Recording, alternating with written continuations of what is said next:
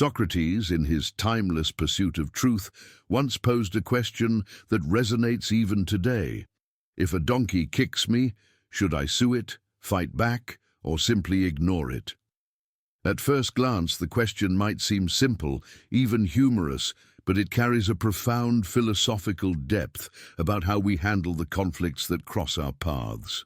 The donkey here is not merely a literal animal, but a powerful metaphor for those who, driven by ignorance, impulsiveness, or a lack of reflection, provoke us, attack us, or try to drag us down to the level of their own limitations. It could be the co-worker who makes a snide remark for no reason, the stranger who spews hatred on social media, or even a family member who, trapped in their own frustrations, lashes out without cause. Socrates' question forces us to consider, how do we react in the face of such provocations? Fighting back might seem tempting. After all, the ego craves justice, a chance to defend itself, to prove we are not weak. Suing, whether literally or figuratively, might seem like a way to seek reparation, to demand that the other acknowledge their wrong. But Socrates, with his clarity, points to a third path: ignoring. And this ignoring is not an act of cowardice, but of wisdom. It is the conscious choice not to get entangled in someone else's chaos, not to let another's ignorance taint your inner peace. Not every argument deserves a response. There are moments when silence is not only the best choice, but the most powerful one. Silence, in this context, is not passivity, but an act of resistance. It is resistance against the temptation to stoop to the level of the one provoking us, to engage in a battle that leads nowhere. How many times have we found ourselves trapped in fruitless debates, trying to convince someone who doesn't want to listen, who isn't open to dialogue? How many times have we wasted our energy, our time, our serenity, trying to prove a point to someone who only seeks conflict, not understanding? Socrates teaches us that not every attack requires a defense, because not every attack has substance. Often the kick we receive is merely a reflection of the inner turmoil of the one who delivers it, a projection of their own insecurities, their own emptiness. Wisdom, as Socrates knew, does not shout, it observes. It sits calmly, analyzes the situation with clarity, reflects on what is at stake, and above all, understands. It understands that the noise of ignorance is just that, noise. It is the empty sound of someone who has nothing of value to offer but needs to fill the silence with provocations, insults, or aggression. Ignorance makes a racket because it fears the emptiness it carries within. It needs attention, validation, conflict to feel alive.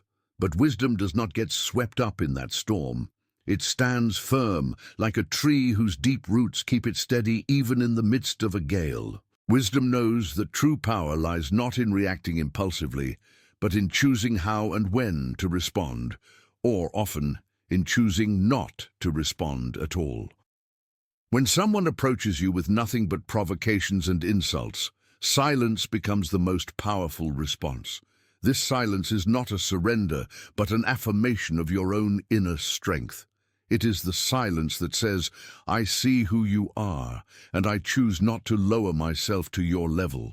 It is the silence that protects your peace, that preserves your energy for what truly matters, because in the end, not everyone is ready to hear, not everyone wants to understand. Trying to convince someone who is closed to dialogue is like trying to teach a bird to swim, a futile effort that only breeds frustration. Socrates, with his question, invites us to reflect on the value of our energy. Is it worth spending it on someone who doesn't want to learn, who only seeks a fight? Or is the greatest act of intelligence simply to move forward, leaving the donkey's kick behind, without letting it derail us from our path? Socrates' lesson about the donkey's kick goes beyond a mere metaphor for interpersonal conflicts. It speaks to the essence of true intelligence and inner peace. Intelligence, as Socrates understood it, does not need applause to exist. It does not need to impose itself through force, nor does it need to win by shouting. True intelligence shines in its serenity, in its ability to see beyond the immediate moment, to understand that not every battle is worth fighting. It is the intelligence that chooses peace over chaos, that prefers reflection over impulsiveness, that knows the greatest power lies not in dominating others, but in mastering oneself. Do not waste your energy trying to change those who do not want to change. Do not stoop to the level of those who live seeking fights, who thrive on conflict and discord. Such people are not looking for understanding. They are looking for victory, even if it is an empty victory, won through shouting, imposition, or disorder. There is a profound difference between discussing to learn and discussing to win. The former is a dialogue, a genuine exchange of ideas that enriches both parties. The latter is a war of egos, where the goal is not to grow but to humiliate, not to understand but to dominate. Socrates in his life faced countless adversaries, but he never allowed himself to be dragged into this kind of battle. He knew that the true victory lies not in defeating the other, but in remaining true to your principles, in maintaining clarity of mind even in the face of provocation. Choosing to ignore the donkey's kick is, in fact, an act of freedom. Fighting back might satisfy the ego momentarily, but it does not bring lasting peace. Suing, whether literally or figuratively, might seem fair, but it often traps us in a cycle of resentment, bitterness, and grudge. Ignoring, on the other hand, is liberating. It is recognizing that the kick of a donkey, or the provocation of an ignorant person, does not define who you are, but the way you respond to it reveals your character. Choosing to ignore is choosing your own tranquility over someone else's chaos. It is deciding that your inner peace is worth more than the fleeting satisfaction of a counterattack. It is understanding that sometimes the greatest strength lies in doing nothing, in simply leaving the other with their own emptiness, while you move forward untouched. Socrates' lesson is an invitation to self-understanding. In the face of a kick, whether literal or figurative, what truly matters? What is at stake? Your dignity does not depend on the validation of the one who attacks you, but on how you remain steadfast in your values.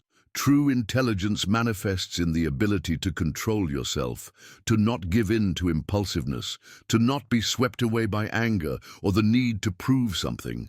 It is the intelligence that understands that time is the greatest judge. Today's provocations fade tomorrow, and what remains is your integrity, your calm, your ability to have chosen the higher path. Life, as Socrates taught us, is a journey of learning, and sometimes the greatest lesson comes from knowing when to be silent, when to observe, and when to simply move on. Wisdom does not need a stage or an audience. It does not need to be proclaimed to be real. It exists in quietude, in depth, in the ability to see the world with clarity and to act or not act with intention. In the end, the donkey's kick is just a moment, but how you face it defines who you are. And Socrates, with his seemingly simple question, reminds us that the greatest victory is the one we achieve over ourselves by choosing peace, reflection, and serenity in a world full of noise and distractions. And so, as Socrates reminds us, the greatest victory lies not in reacting to every kick, but in choosing peace, wisdom, and self-mastery. The question now is, how will you respond to the kicks life throws your way? Will you let them pull you into chaos? Or will you rise above with the quiet strength of understanding? Take a moment to reflect. What battles are worth your energy, and which ones are better left behind? If this lesson resonated with you, let's continue this journey of wisdom together.